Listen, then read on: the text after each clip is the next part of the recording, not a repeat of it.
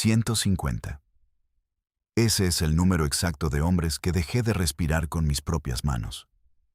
No estoy presumiendo. No busco tu perdón. Simplemente te digo la verdad porque ya no tengo nada que perder.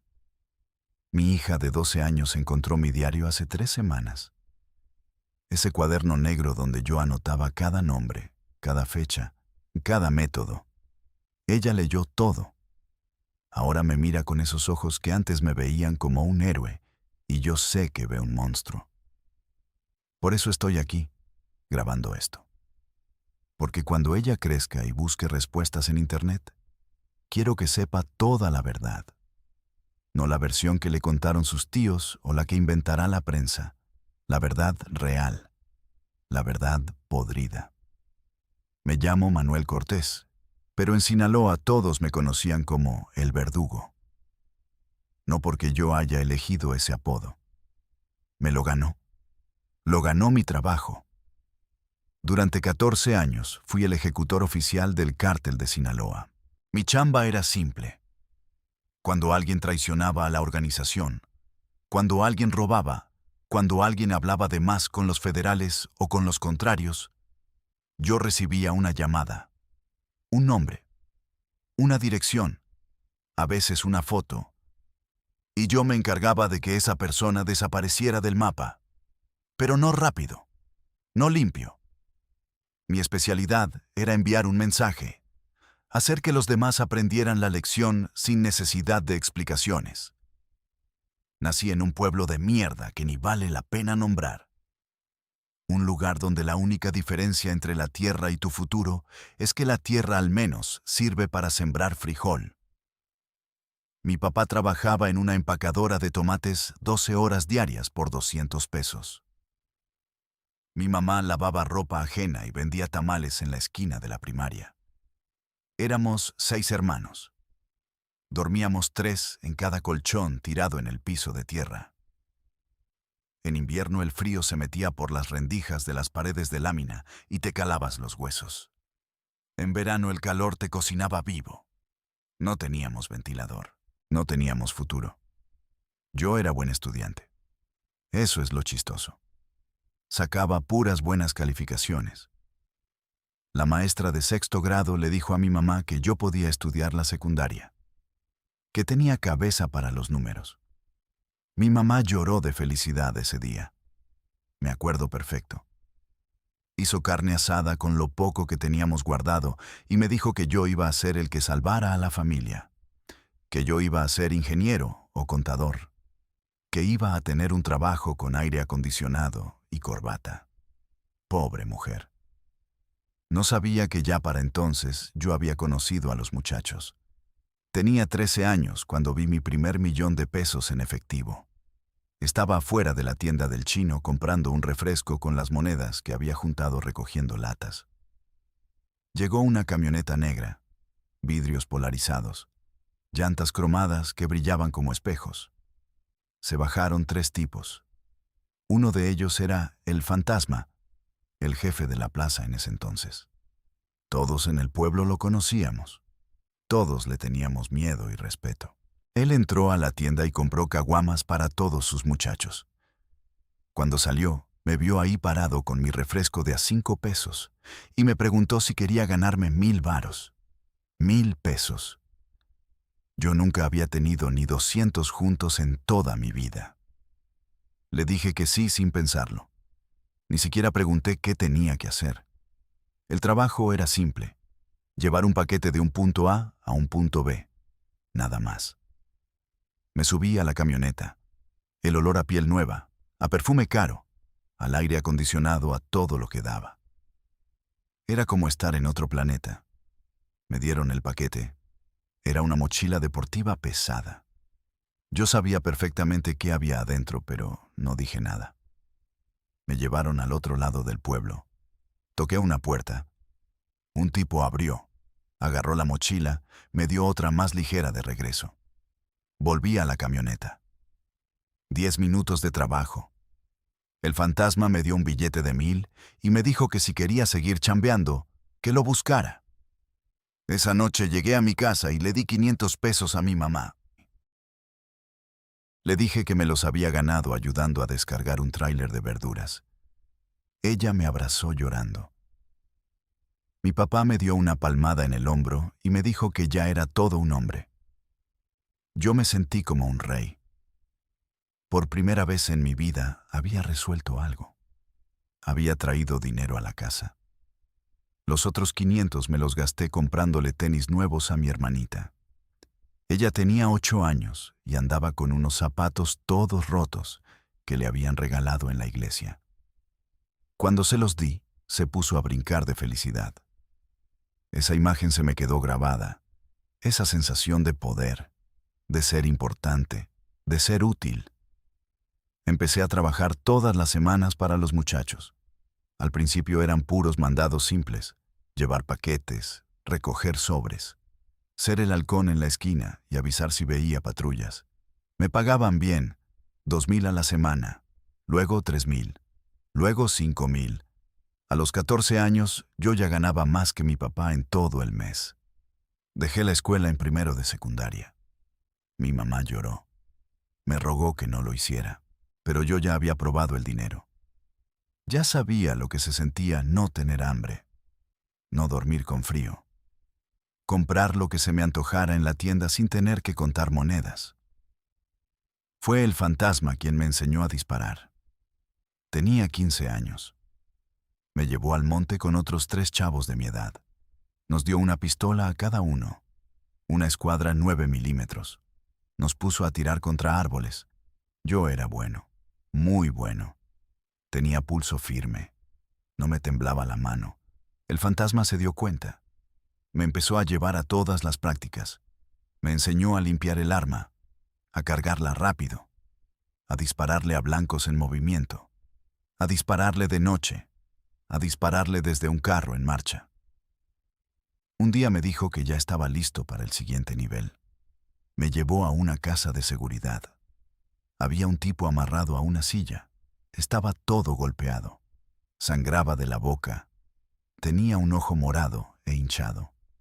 El fantasma me explicó que ese cabrón había robado 10 kilos de coca de una bodega, que había traicionado la confianza del patrón, que tenía que pagar. Me puso la pistola en la mano y me dijo que yo iba a ser quien le pusiera fin a su historia. Yo me quedé helado. Una cosa era tirarle a los árboles y otra muy diferente era esto. El tipo me miraba, lloraba. Me pedía perdón aunque yo no era quien tenía que perdonarlo. Me decía que tenía hijos, que tenía esposa. Yo sentí que las piernas no me respondían. El fantasma se me acercó por atrás y me habló al oído. Me dijo que si yo no lo hacía, otro lo haría, y que si yo no lo hacía, él iba a pensar que yo no servía para esto, que me iba a regresar a mi casita de lámina a comer frijoles toda mi vida. Me preguntó si eso era lo que yo quería. Levanté la pistola. Le apunté al tipo en la cabeza. Cerré los ojos. Disparé. El sonido fue ensordecedor. Cuando abrí los ojos el tipo estaba tirado en el piso. Un charco de sangre se expandía debajo de él. Yo estaba temblando. Me zumbaban los oídos. El fantasma me palmeó la espalda y me dijo que ya era uno de ellos. Que ya era un hombre de verdad. Me dio 10,000 pesos en efectivo. Me llevó a cenar tacos y cervezas. Esa noche no pude dormir. Veía la cara de ese tipo cada vez que cerraba los ojos. Escuchaba su llanto, sus súplicas. Pero a la semana ya se me había pasado. Así funciona esto. La primera vez te destruye. La segunda te cuesta un poco menos. Para la quinta ya es como cambiarle el aceite al carro. Puro trámite. Yo seguí trabajando, seguí matando, y el dinero seguía llegando. A los 16 años ya tenía mi propia camioneta. Una Cheyenne del año blindada. A los 17 me compré una casa para mi mamá. Una casa de verdad. Con 3 recámaras, con sala, con comedor, con baño completo, con tinacos en el techo. Mi mamá no hacía más que llorar de felicidad. Decía que Dios me había bendecido, que yo era su milagro. No sabía que su milagro tenía las manos manchadas de sangre hasta los codos. A los 18 años me hicieron oficial. Ya no era un chamaco haciendo mandados. Ya era parte del equipo de limpieza del cártel. Nos decían los sombras. Éramos 6. Todos menores de 25 años. Todos con historias parecidas a la mía. Pobreza, hambre, ganas de ser alguien. El jefe del equipo era un tipo al que le decían el Chacal. Tenía 32 años, pero parecía de 50. La vida en la maña te envejece el doble. Te quema por dentro. El Chacal había matado a más de 200 personas según contaban. Era una leyenda. Y ahora yo trabajaba directamente para él. Mi primer trabajo oficial fue un levantón en Culiacán. Un contador que le estaba robando al cártel. Llevaba 2 años desviando dinero de las nóminas. Pequeñas cantidades. 20,000 aquí, 30,000 allá. Pensó que nadie se daría cuenta. Pendejo. En esta organización todo se cuenta, hasta el último centavo. Nos dieron su dirección, su rutina, sus horarios. Lo estudiamos durante una semana. Salía de su oficina todos los días a las 6 de la tarde. Se iba caminando 2 cuadras hasta su carro. Un Jetta gris. Siempre solo. El día señalado nos posicionamos. Yo manejaba la camioneta. El Chacal iba de copiloto. Otros 2 muchachos iban atrás. Esperamos a que saliera del edificio. Ahí venía con su maletín y su camisa fajada. Parecía un oficinista normal. Un tipo que pagaba sus impuestos y llevaba a sus hijos a la escuela. Arrancamos. Nos le emparejamos. El Chacal bajó la ventana y le gritó su nombre. El tipo volteó. En ese momento los de atrás se bajaron. Lo agarraron de los brazos. Lo metieron a la camioneta como si fuera un costal de papas. Todo pasó en menos de 10 segundos. La gente que iba caminando por la calle ni siquiera tuvo tiempo de reaccionar. Cuando se dieron cuenta, ya íbamos 3 cuadras adelante. Lo llevamos a una casa de seguridad en las afueras. Una construcción abandonada que el cártel usaba para estos trabajos. No tenía ventanas, no tenía vecinos, no tenía testigos. Adentro ya estaba todo preparado. Una silla en medio del cuarto, unas pinzas, un soplete, una sierra, herramientas del oficio. El Chacal me dijo que este iba a ser mi examen final, que yo tenía que sacarle la información, que tenía que hacerlo hablar, que tenía que demostrar que podía manejar la presión. El contador estaba aterrado. Se había meado encima durante el trayecto. Olía a orines y a miedo. Le preguntamos dónde estaba el dinero. Nos dijo que no sabía de qué hablábamos, que era un error, que él era un hombre honesto. El Chacal me hizo una seña. Agarré las pinzas, le quité un dedo. Así nomás, sin anestesia, sin advertencia. El tipo gritó como animal, un grito que te perfora los tímpanos, pero no habló. Le quité otro dedo. Seguía sin hablar. Al tercer dedo se desmayó. Le echamos agua fría para despertarlo. Le pregunté otra vez. Esta vez agarré el soplete. Le acerqué la llama a la cara. El calor le quemó las cejas, le ampolló la piel. El olor a carne quemada es algo que nunca se te olvida. Es dulzón, asqueroso. Te da náuseas las primeras veces, después te acostumbras. El tipo seguía negando. Decía que no tenía nada, que nos equivocábamos de persona. Yo ya estaba perdiendo la paciencia. El Chacal me dijo que usara la sierra, que le cortara una mano completa, que eso lo haría cantar. Puse la sierra en su muñeca. Empecé a jalar. La sierra estaba sin filo a propósito. Tenía que hacer fuerza. El tipo empezó a gritar que sí, que tenía el dinero, que estaba en su casa, debajo del colchón de la recámara principal, que eran 200,000 pesos en efectivo, que por favor parara, que él nos iba a decir todo. Dejé de cortar. El Chacal mandó a 2 muchachos a verificar. 2 horas después llegaron con el dinero. Efectivamente, eran 200,000 pesos. El contador había dicho la verdad. El Chacal me preguntó qué debíamos hacer con él. Yo sabía la respuesta. No podíamos dejarlo vivo. Él nos había visto las caras. Sabía nuestros métodos. Además, las reglas eran claras. Quien roba a la organización no tiene segunda oportunidad. Le disparé en la cabeza. 2 tiros, uno en la frente, otro en la sien. Trabajo limpio. Profesional. El chacal asintió con aprobación. Me dijo que yo tenía madera, que iba a llegar lejos en la organización. Esa noche nos fuimos a celebrar a un table dance de lujo en Culiacán. El cártel era dueño del lugar, así que no pagábamos nada. Botellas de whisky de $2,000. Mujeres hermosas que se te sentaban en las piernas y te llamaban papi. Música a todo volumen. Luces de neón. Coca en los baños. Era como estar en el cielo. Yo tenía 18 años y me sentía invencible. Tenía poder. Tenía dinero. Tenía respeto. La gente me saludaba con miedo en los ojos.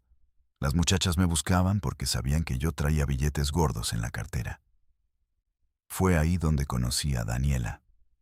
Bailaba en el tubo. Tenía 20 años. Cabello largo hasta la cintura. Cuerpo de modelo. Ojos verdes que te hipnotizaban. Me acerqué a su tarima y le empecé a poner billetes de 500. Ella me sonreía. Me coqueteaba. Cuando terminó su turno se sentó conmigo. Platicamos. Me dijo que estudiaba enfermería de día y bailaba de noche para pagar la escuela. Yo le creí. Qué pendejo. Después me di cuenta que esa era la historia que todas contaban. Pero en ese momento yo estaba enamorado. Perdidamente enamorado. La empecé a ver seguido. Le pagaba para que no bailara. Le daba 5,000 pesos para que solo se sentara conmigo toda la noche. Platicábamos de todo. Ella me preguntaba a qué me dedicaba. Yo le decía que trabajaba en seguridad privada, que cuidaba gente importante. Ella asentía sin hacer más preguntas. Las muchachas en ese ambiente saben no preguntar.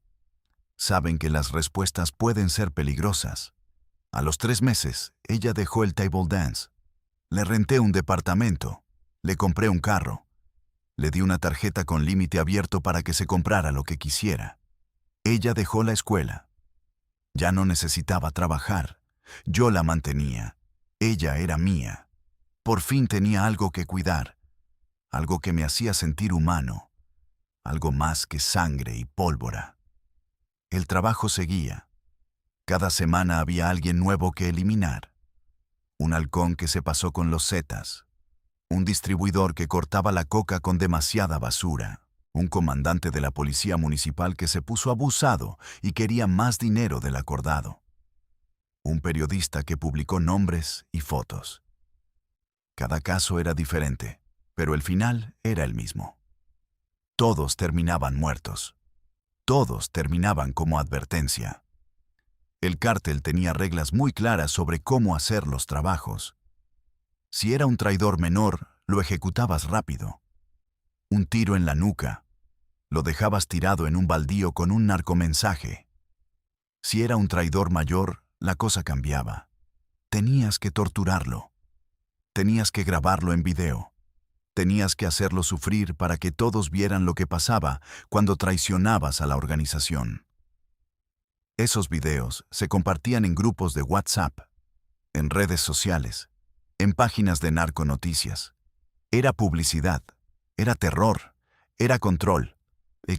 Yo hice varios de esos videos. Recuerdo uno en particular. Un tipo que trabajaba en la DEA, infiltrado en el cártel. Lo descubrieron porque cometió un error estúpido. Usó su teléfono personal para llamar a su contacto. Los técnicos del cártel interceptaron la llamada. Lo rastrearon. Lo ubicaron. Y me lo entregaron. El jefe me dio instrucciones específicas. Este tenía que sufrir. Tenía que durar. Tenía que servir de ejemplo para cualquier otro agente que pensara en infiltrarse. Lo tuvimos 3 días en la casa de seguridad. 3 días de infierno. Le corté los dedos uno por uno. Le quemé la planta de los pies con el soplete. Le saqué los dientes con pinzas. Le corté las orejas. Le hice cosas que no voy a describir aquí, porque ni yo mismo puedo creer que las hice. Todo grabado, todo documentado. El tipo aguantó como un cabrón. No lloró hasta el segundo día. No suplicó hasta el tercero. Al final le corté la cabeza con un cuchillo. Tardé 15 minutos. No fue limpio. Fue brutal. Ese video lo vieron millones de personas. Salió en todos los noticieros, en todos los periódicos. La gente hablaba de los Sombras con terror. Hablaban de El Verdugo como si fuera el diablo mismo. Yo me sentía poderoso. Me sentía importante. No entendía que me estaba convirtiendo en un monstruo, que cada muerte me quitaba un pedazo de humanidad, que cada grito que escuchaba me pudría el alma un poco más. El dinero seguía llegando. Me compré una casa enorme en una zona residencial de Culiacán, 3 pisos, piscina, cancha de básquetbol, garage para 6 carros. Tenía una colección de camionetas blindadas, una Lobo, una Ram, una Cheyenne, una Raptor, todas del año, todas con más de $500,000 de accesorios. Tenía relojes Rolex, tenía cadenas de oro, tenía pistolas enchapadas, tenía todo lo que un chamaco pobre de rancho podía soñar. Daniela y yo nos casamos cuando yo tenía 20 años. Fue una boda enorme, 300 invitados, mariachi, banda, norteño, barra libre toda la noche, regalos por más de 2 millones de pesos. Llegaron jefes de todo Sinaloa a felicitarme. Llegaron políticos, llegaron comandantes, llegaron empresarios. Todos sabían quién era yo. Todos sabían a qué me dedicaba. Y a todos les valía madre. En Sinaloa el narco no es un secreto. Es parte de la cultura. Es parte de la economía. Es parte de la vida. A los 21 años nació mi hija. La llamamos Sofía. Cuando la vi por primera vez en el hospital, algo se rompió dentro de mí. Era tan pequeña, tan frágil, tan inocente. Yo la cargué con mis manos. Esas mismas manos que habían torturado, que habían matado, que habían hecho sufrir a tanta gente. Y ella me miraba con esos ojos llenos de confianza, sin saber quién era su papá, sin saber de dónde venía el dinero que pagaba su cuna, su ropa, sus pañales. Juré que ella nunca sabría, que yo iba a protegerla de mi mundo, que iba a darle una vida normal, que iba a ser un buen padre. Qué estúpido fui. Como si pudiera separar las dos vidas, como si pudiera ser un padre amoroso de día y un asesino de noche, como si la sangre no te persiguiera hasta tu propia casa. Seguí trabajando, seguí matando, pero ahora tenía más cuidado. Ya no me arriesgaba tanto, ya no iba al frente. Empecé a delegar, a entrenar a otros, a mandar en lugar de ejecutar yo mismo. El chacal había muerto en un enfrentamiento con la Marina. Lo habían acribillado en su camioneta con más de 200 balazos. Yo tomé su lugar. Ahora yo era el jefe de los Sombras. Ahora yo daba las órdenes. El cártel me empezó a usar para trabajos especiales. Políticos que no cooperaban, empresarios que se negaban a pagar piso, jueces que no aceptaban sobornos, periodistas que publicaban demasiado. Yo me encargaba de todos, siempre limpio, siempre eficiente, siempre sin dejar rastro. Bueno, casi siempre. Recuerdo un trabajo en Guadalajara, un diputado federal que estaba promoviendo una ley anticrimen organizado, que quería más presupuesto para la policía, que hablaba en la televisión de combatir a los cárteles. El jefe me llamó personalmente. Me dijo que este señor diputado necesitaba entender quién mandaba realmente en México. Me dio luz verde para hacerlo público, para hacerlo espectacular. Lo estudié durante 2 semanas, todos sus movimientos, todas sus rutinas. Descubrí que cada viernes cenaba con su familia en un restaurante italiano de lujo en Guadalajara. Siempre a las 9 de la noche, siempre en la misma mesa. Pensó que estar rodeado de gente lo protegería. Se equivocó. Llegamos 6. Entramos al restaurante con cuernos de chivo. Rafagueamos todo el lugar. Matamos al diputado, a su esposa, a sus 2 hijos, a sus guardaespaldas, a 3 meseros que tuvieron la mala suerte de estar cerca. Dejamos el restaurante hecho un mar de sangre. Dejamos un narcomensaje clavado en el pecho del diputado con un cuchillo. El mensaje decía: esto les pasa a los que se meten con nosotros. Esa noche salió en todas las noticias nacionales. El presidente dio un mensaje, prometió justicia, prometió que los culpables pagarían. 3 meses después, ya nadie hablaba del tema. Así funciona México. La gente se escandaliza. Luego se olvida. Luego sigue con su vida. Y nosotros seguimos haciendo lo nuestro. Yo tenía 24 años y ya había matado a más de 100 personas. Era millonario. Tenía propiedades en 3 estados. Tenía negocios legales de fachada. Una gasolinera, un restaurante, una constructora. Todo comprado con dinero lavado. Todo legal en apariencia. El SAT nunca me molestó. La policía nunca tocó mi puerta. Los políticos me invitaban a sus fiestas. Los empresarios querían hacer negocios conmigo. Mi hija cumplió 3 años. Le hice una fiesta enorme. Rentamos un salón de eventos.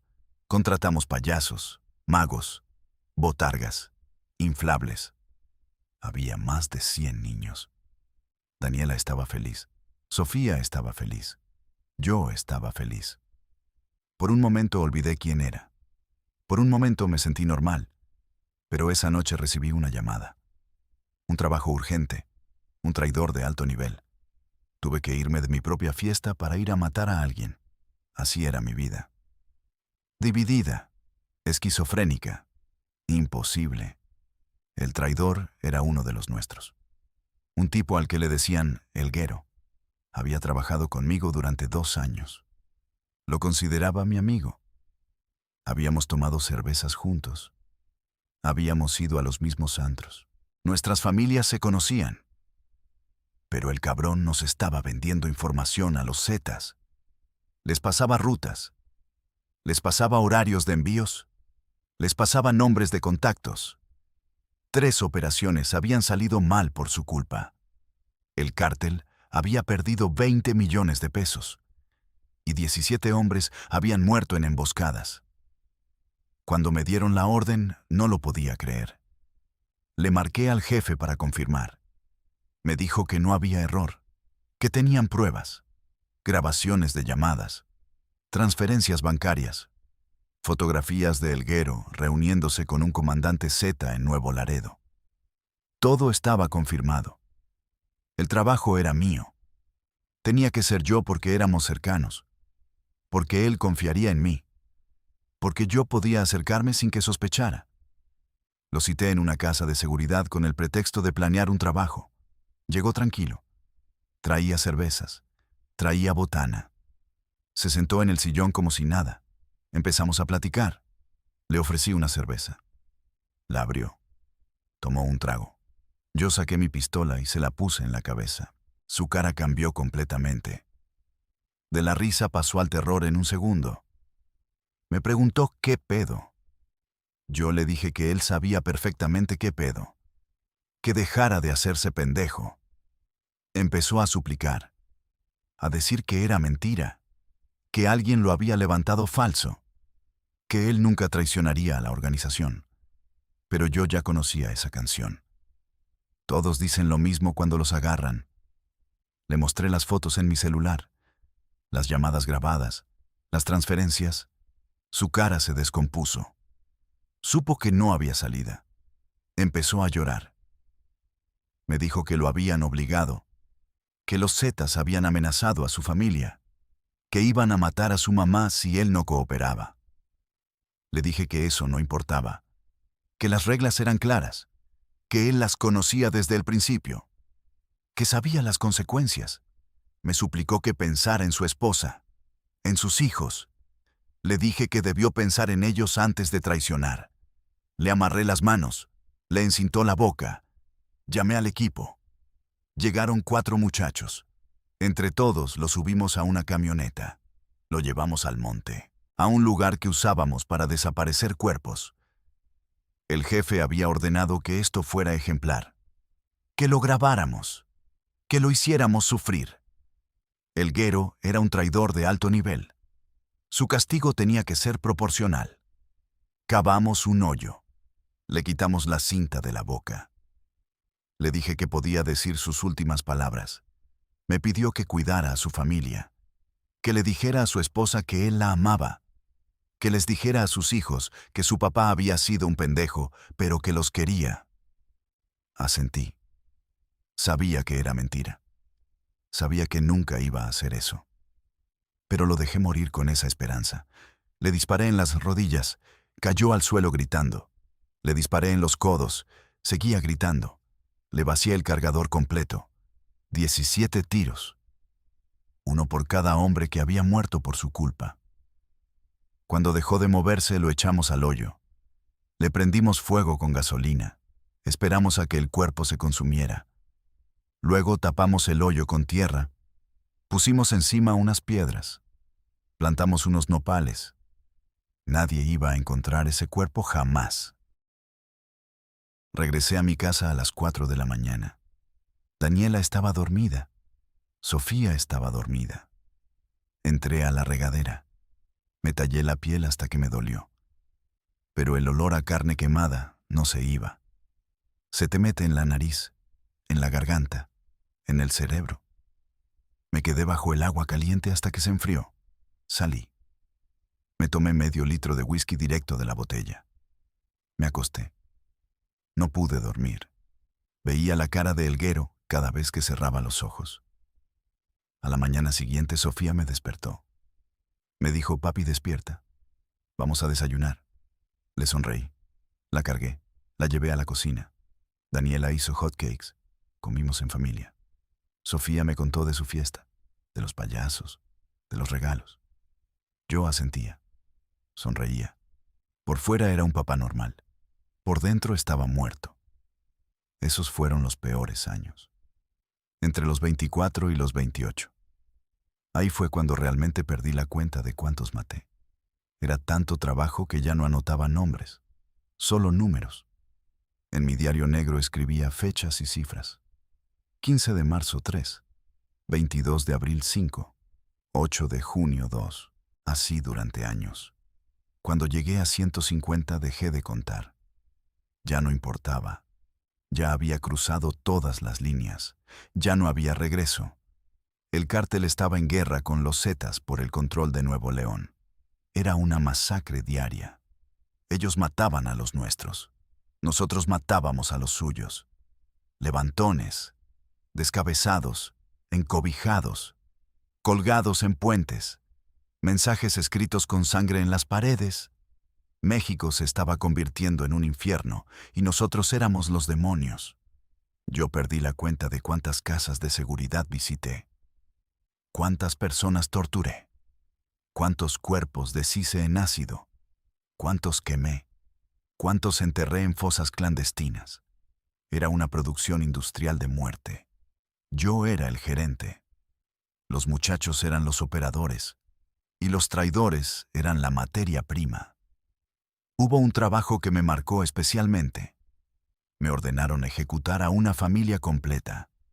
El papá era un contador del cártel que había robado $3 millones. Huyó con su esposa y sus 2 hijos a Monterrey. Pensó que ahí estaría seguro. Pendejo. Los encontramos en 2 semanas. Rentaban una casa en las afueras. Vivían con nombres falsos. Pensaron que podían escapar. Entramos de madrugada. Tumbamos la puerta. El tipo intentó sacar una pistola.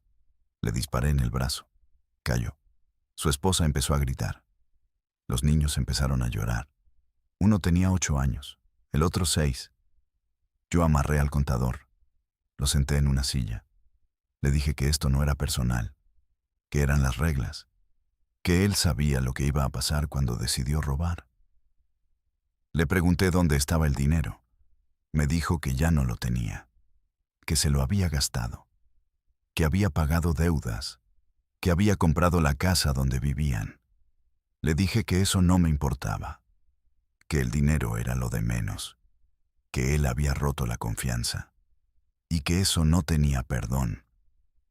Le dije que iba a matar a toda su familia enfrente de él, que iba a ser lo último que viera antes de morir.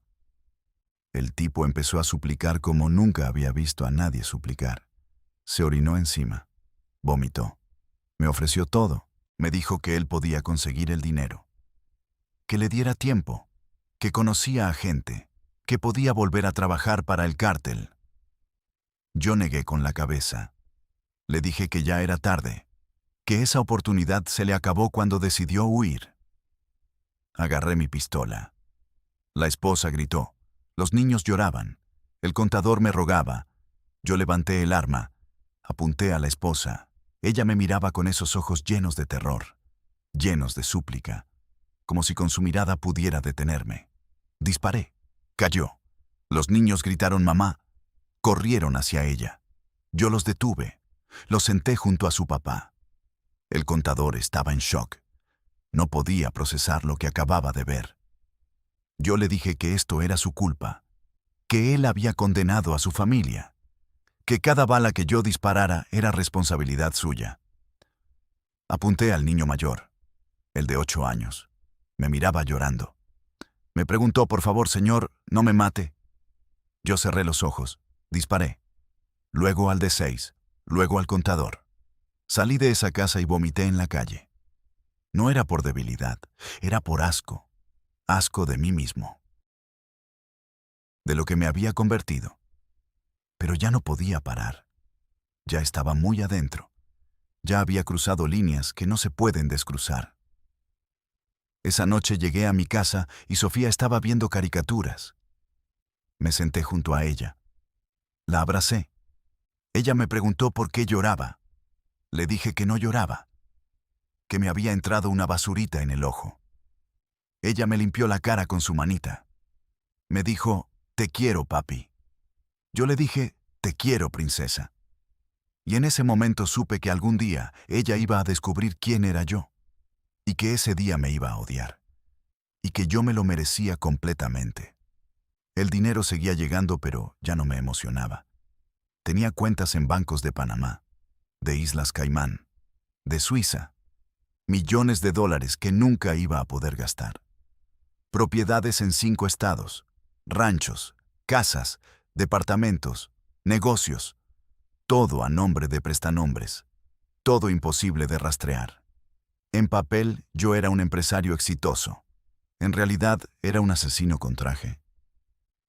Empecé a ir a las fiestas de los jefes grandes, esas reuniones donde se mezclaban narcos con políticos, con gobernadores, con senadores, con empresarios millonarios. Llegaban en helicópteros a ranchos en medio de la sierra. Fiestas de 3 días donde corría el alcohol, las drogas, las mujeres, el dinero. Vi cosas que no puedo contar porque involucran a gente que todavía está en el poder, gente que sale en la televisión, gente que la población respeta. En una de esas fiestas conocí a un gobernador. No voy a decir de qué estado, pero fue entre 2015 y 2018. El tipo llegó en su helicóptero oficial, con su escolta, con su esposa. Todos sabían quién era. Todos sabían que estaba en la nómina del cártel. Él saludaba a los jefes como si fueran sus compadres. Tomaban whisky juntos, se reían de chistes, planeaban negocios. Él garantizaba que la policía estatal no iba a molestar ciertas rutas. A cambio, recibía 5 millones de pesos mensuales en efectivo. Yo estaba ahí porque el jefe me había pedido que cuidara la seguridad del evento, que vigilara que no hubiera infiltrados, que no hubiera grabaciones, que lo que pasara ahí se quedara ahí. Vi al gobernador meterse coca en el baño. Vi a un senador irse con 2 prostitutas a una habitación. Vi a un empresario de televisión haciendo tratos con los jefes del cártel para lavar dinero a través de sus empresas de producción. Esa noche entendí que el narco no era un problema de México. El narco era México.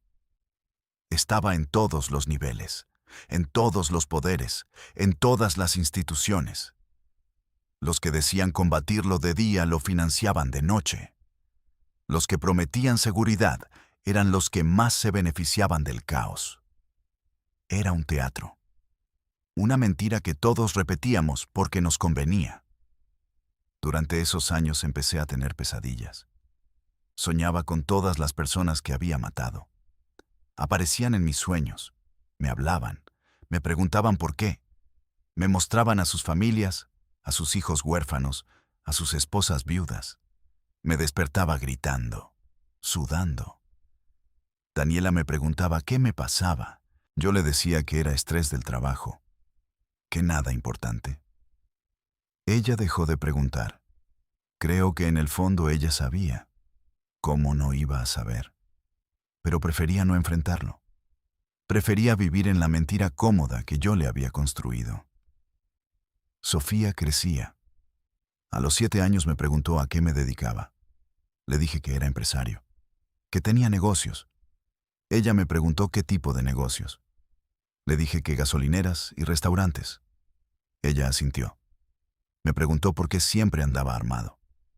Le dije que era por seguridad, que México era peligroso, que había mucha delincuencia. Ella me dijo que cuando creciera ella me iba a cuidar, que iba a ser policía para atrapar a los malos. Me reí. Le dije que eso estaba muy bien. No le dije que su papá era exactamente el tipo de malo que ella quería atrapar. A los 29 años tuve mi primer aviso de que las cosas estaban cambiando. El gobierno de Estados Unidos puso una recompensa por información sobre los sombras. $5 millones por datos que llevaran a nuestra captura. Mi foto salió en carteles del FBI. Mi nombre real. Mis alias. Todo. De repente yo no era solo un asesino en México. Era un fugitivo internacional. Un criminal buscado por 2 países. El cártel me sacó de circulación temporalmente. Me mandaron a un rancho en Durango.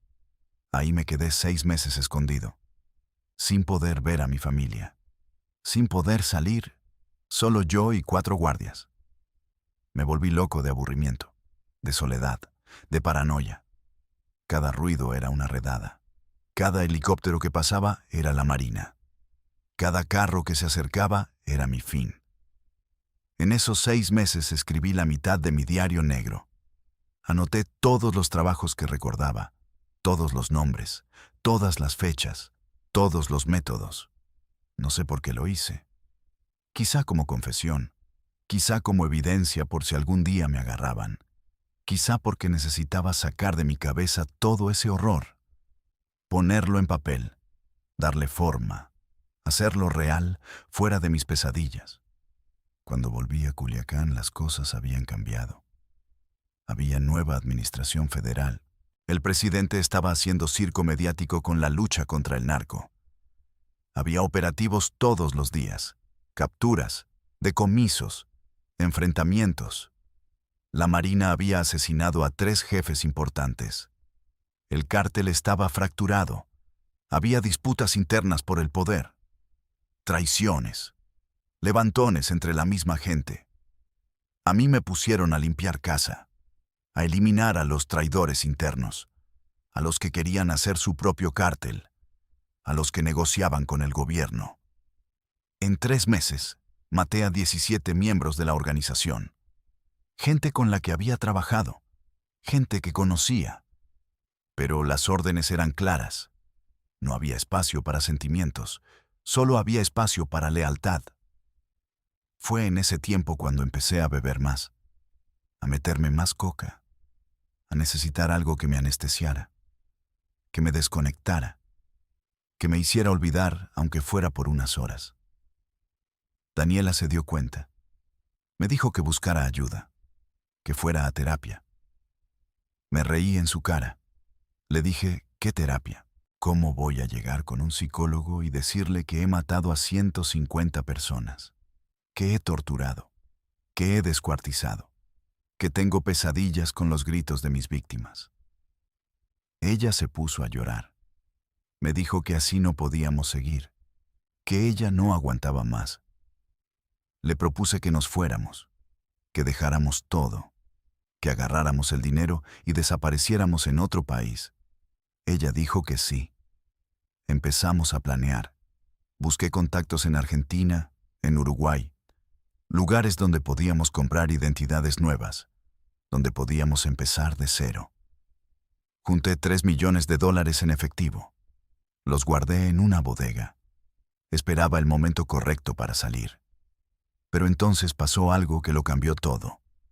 Capturaron a mi jefe directo, el comandante de toda la zona norte. Lo agarró la Marina en una operación sorpresa. Lo extraditaron a Estados Unidos en 2 semanas. Ahí cantó. Les dio nombres, direcciones, estructuras. A cambio le redujeron la sentencia. Y mi nombre salió en su declaración. De repente yo pasé de ser un ejecutor anónimo a ser un objetivo prioritario. La DEA me puso en su lista de los 10 más buscados en México. La recompensa subió a $10 millones. Mi foto salió en todos los noticieros, en todos los periódicos. La gente empezó a reconocerme en la calle. Tuve que dejar mi casa. Tuve que separar a mi familia. Mandé a Daniela y Sofía con mi suegra a Guadalajara. Yo me quedé moviéndome entre casas de seguridad, sin dormir en el mismo lugar 2 noches seguidas. La paranoia me consumió. No confiaba en nadie. Pensaba que todos eran infiltrados, que todos me iban a traicionar. Maté a 2 de mis propios hombres porque pensé que trabajaban para los federales. Después me di cuenta que estaba equivocado, que solo eran leales, que estaban en el lugar equivocado, en el momento equivocado. Pero ya era tarde. Ya estaban muertos. Una bala más en mi conciencia. 2 nombres más en mi lista. Sofía cumplió 10 años lejos de mí. No pude ir a su fiesta. Solo le mandé regalos, dinero. Una carta donde le decía que pronto nos íbamos a reunir. Que todo iba a estar bien. Mentiras. Sabía que nunca iba a estar bien. Que yo estaba marcado. Que era cuestión de tiempo antes de que me cayeran. Antes de que me mataran o me encerraran de por vida. El cártel ya no me protegía como antes. Yo era un problema. Un hombre muy caliente. Un objetivo que traía demasiado calor. Me dijeron que me tenía que ir de México. Que ellos me ayudarían, pero que yo tenía que desaparecer. Me ofrecieron Venezuela, Colombia, Guatemala. Pero yo no quería irme solo. Quería llevar a mi familia. Fue entonces cuando cometí el error más grande de mi vida. Volví a Guadalajara a ver a Sofía. Solo una noche. Solo para abrazarla. Para decirle que la amaba. Para despedirme en caso de que algo saliera mal. Llegué encapuchado, con escolta, a una casa de seguridad donde las había citado. Sofía corrió a abrazarme. Me dijo, papá, te extraño. ¿Por qué ya no vives con nosotras? Yo le dije que era por trabajo, que pronto todo iba a volver a ser normal. Esa noche cenamos juntos. Pizza, su favorita. Vimos una película. Ella se quedó dormida en mis piernas. Yo la cargué a la cama. La arropé. Le di un beso en la frente. Y me fui. No sabía que esa iba a ser la última vez que la vería como mi princesa, como mi niña inocente que me amaba sin condiciones. 2 semanas después, recibí una llamada de Daniela histérica. Me dijo que Sofía había encontrado mi diario negro, que yo lo había dejado olvidado en la casa de Guadalajara, escondido en un closet. Pero Sofía estaba buscando regalos de Navidad anticipados y lo encontró. Lo abrió, lo leyó. Daniela me contó que Sofía había leído todo, página por página. 150 nombres, 150 muertes, fechas, métodos, descripciones detalladas de torturas, de ejecuciones, de desmembramientos, todo escrito con mi letra. Todo documentado como si fuera un reporte de trabajo. Porque eso era. Mi trabajo, mi vida, mi realidad podrida. Sofía había vomitado después de leer las primeras 20 páginas. Luego siguió leyendo, como si necesitara confirmar que era real, que su papá realmente había hecho todo eso. Cuando terminó, se encerró en su cuarto. No salió en 2 días. No comió. No habló. Solo lloraba. Daniela tuvo que tumbar la puerta porque pensó que se había hecho daño. Cuando finalmente salió, le preguntó a su mamá si era verdad. Si yo realmente era un asesino. Daniela no supo qué decir. Intentó mentir. Intentó decir que era ficción, que yo escribía historias. Pero Sofía no era tonta. Tenía 10 años, pero entendía perfectamente. Le dijo a su mamá que ella siempre había sabido que algo estaba mal, que yo nunca estaba en casa, que siempre olía raro cuando llegaba, que siempre traía sangre en los zapatos, aunque intentara limpiarlos, que los tíos hablaban en clave cuando yo estaba presente, que la gente nos tenía miedo. Daniela me suplicó que fuera a hablar con ella, que le explicara, que le dijera algo que pudiera hacer sentido de todo esto. ¿Pero qué le iba a decir? ¿Qué explicación hay para matar a 150 personas, para torturar, para descuartizar, para quemar cuerpos? No hay palabras que justifiquen eso. No hay contexto que lo haga comprensible para una niña de 10 años. Intenté llamar a Sofía. No contestó. Le mandé mensajes. Los leyó, pero no respondió. Le mandé una carta larga explicando que todo lo había hecho por ella, por darle una vida mejor, por sacarla de la pobreza, por darle oportunidades que yo nunca tuve. Pero mientras escribía, me di cuenta de lo patético que sonaba, de lo cobarde. Estaba culpando a mi hija de mis decisiones. Estaba usando su bienestar como excusa para mi monstruosidad. La verdad es que yo no maté por ella. Maté porque me gustaba el poder, porque me gustaba el dinero, porque me gustaba el respeto que me tenían, porque me gustaba sentirme importante. La pobreza fue solo el gancho inicial. Pero yo pude salir en cualquier momento. Pude buscar otro trabajo. Pude vivir modesto, pero honesto. Pero no quise. Preferí el lujo. Preferí las camionetas, los relojes, las fiestas. Y ahora estaba pagando el precio. 2 meses después, Daniela me pidió el divorcio. Me dijo que ya no podía más, que Sofía tenía pesadillas todas las noches, que la habían tenido que llevar con un psicólogo, que la niña dibujaba cosas horribles en sus cuadernos, escenas de muerte, de sangre, de personas sufriendo. El psicólogo le dijo a Daniela que Sofía tenía trauma severo, que necesitaba estar lejos de mí, que mientras yo estuviera en su vida, ella nunca iba a sanar. Acepté el divorcio. ¿Qué más podía hacer? Daniela tenía razón. Yo era veneno. Todo lo que tocaba se pudrían. Firmé los papeles, les di dinero, mucho dinero. Lo suficiente para que vivieran bien el resto de sus vidas, sin tener que volver a verme, sin tener que volver a escuchar mi nombre. La última vez que hablé con Sofía fue por teléfono. Daniela la convenció de que al menos se despidiera. Contestó, pero no dijo nada. Solo escuchaba. Yo le dije que la amaba, que sentía mucho haberle fallado, que ella merecía un papá mejor, que yo entendía si me odiaba, que tenía todo el derecho. Hubo un silencio largo. Luego ella habló. Su voz sonaba diferente, más vieja, más fría. Me dijo: papá, yo no te odio. Te tengo lástima, porque vas a morir solo, porque nadie va a llorar cuando te maten, porque tu vida no significa nada. Mataste a toda esa gente, ¿y para qué? Para comprarnos cosas, para presumir carros, para sentirte importante. Pero no eres importante, eres vacío, eres nada. Y yo voy a pasar el resto de mi vida intentando olvidar que llevo tu sangre. Colgó. Esas fueron sus últimas palabras para mí. Y tenía razón en cada una. Yo era nada. Había desperdiciado mi vida. Había destruido a mi familia. Había causado dolor innecesario a cientos de personas. ¿Y todo para qué? Para tener dinero que no podía gastar. para tener poder que no podía disfrutar, para tener una reputación de monstruo. Después de eso, todo se desmoronó rápido. La Marina tenía mi ubicación. Alguien del cártel me había vendido.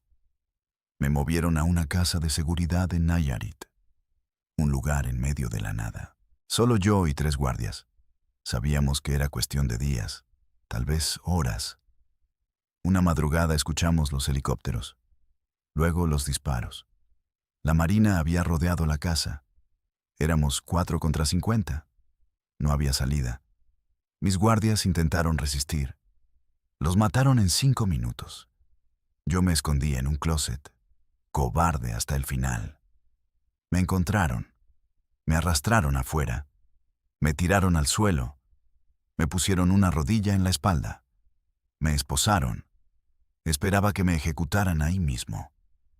Que me dieran un tiro en la nuca y reportaran que morí en el enfrentamiento. Pero no lo hicieron. Me subieron a un helicóptero. Me llevaron a la Ciudad de México. Me encerraron en una celda del altiplano. Máxima seguridad. 23 horas de aislamiento al día. 1 hora de sol. Nada más. Llevo 2 años aquí. Me van a extraditar a Estados Unidos el próximo mes. Allá me van a juzgar por narcotráfico, por asesinato, por tortura, por crímenes contra la humanidad. Me van a dar cadena perpetua. Voy a morir en una prisión federal, sin posibilidad de salir jamás. ¿Y sabes qué es lo peor? Que me lo merezco. Cada día de encierro, cada hora de soledad, cada minuto de arrepentimiento. Lo merezco todo. Pero el castigo real no es la prisión. El castigo real es saber que mi hija me desprecia. Que cuando alguien le pregunte por su papá, ella va a decir que no tiene. Que cuando yo muera, ella no va a ir a mi funeral. Que voy a ser enterrado sin nombre en una fosa común de criminales.